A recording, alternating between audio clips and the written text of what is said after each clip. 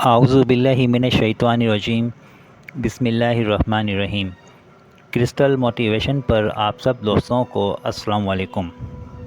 چلتے ہیں آج کی مورال کہانی کی طرف۔ مٹھائی اور کیک کی غیر صحت مند روایت کو ختم کریں۔ میں نے اس کے گھر جاتے ہوئے بیکری پر گاڑی روکی، پشاوری کیک کی قیمت معلوم کی۔ مجھے بیکری میں داہنی دیوار کے ساتھ دودھ کے ڈبے رکھے نظر آئے۔ آدھا کلو دودھ کے 12 ڈبے تھے۔ جس قیمت میں کیک تھا اسی میں یہ کارٹن۔ یوں ہی خیال آیا کہ کیک کون سی صحت مند چیز ہے، دودھ کے ڈبے لے لیے جائیں۔ دوست بظاہر متوسط طبقے کا تھا، لیکن اس وقت تو مہنگائی نے ہر کس و ناقص کی کمر توڑی ہوئی ہے۔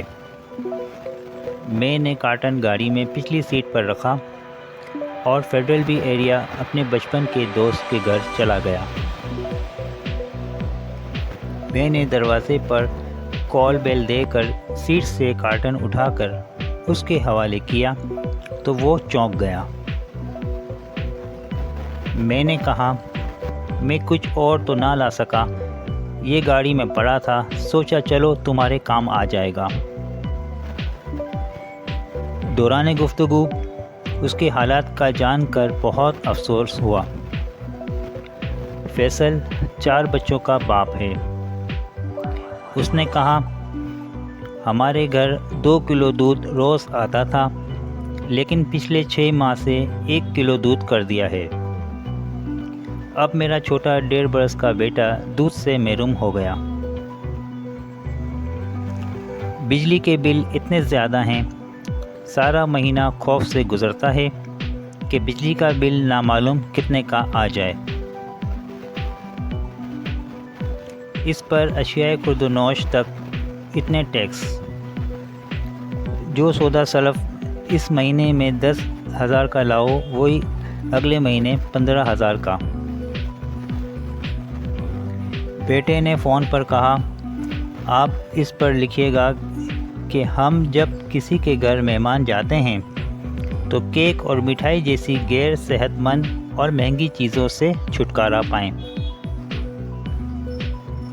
اس وقت سب سے قابل رحم سفید پوش طبقہ ہے۔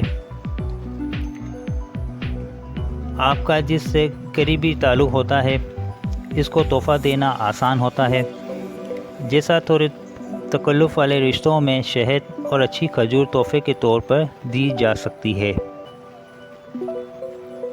جو قریبی لوگ ہوتے ہیں ان کو فریش فروٹ کے ڈبے دیے جا سکتے ہیں۔ کیک کی قیمت میں بیڈ شیٹ آ جاتی ہے، جن کی سارا سال سیل لگی رہتی ہے، لیکن وہ آپ کو پہلے سے اسٹاک رکھنا ہوتا ہے۔ جاتے ہوئے گاڑی روک کر اس طرح کی خریداری تو نہیں ہو سکتی۔ بحیثیت خاتون خانہ ہمارا شعور کا امتحان ہے کہ ہم اپنے پیسے اس چیز پر خرچ کریں جو دوسرے کے کام آئے۔ وقت کے ساتھ ساتھ ہمیں بھی ان رسم و رواج کو بدلنا چاہیے۔ ہر دور کے تقاضے میں فرق ہوتا ہے۔ مجھے تو اچھا لگتا ہے جب میری بہن کسی کے گھر جاتی ہے تو گھر کے کسی بچے کے ہاتھ میں لفافہ تھما دیتی ہے کہ راستے میں کوئی بیکری نظر نہیں پڑی، تم سب آئس کریم منگا کر کھا لینا۔ پیسوں سے دنیا کی ہر چیز خریدی جا سکتی ہے۔ ہم غریب ملک ہیں۔ کسی کے گھر جانے کی، اس کا حق ادا کرنے کی اللہ نے آپ کو توفیق دی۔ اللہ سے یہ توفیق بھی طلب کیجیے کہ وہ آپ کو آسانی سے تقسیم کرنے کی حکمت عطا فرمائے۔ آمین۔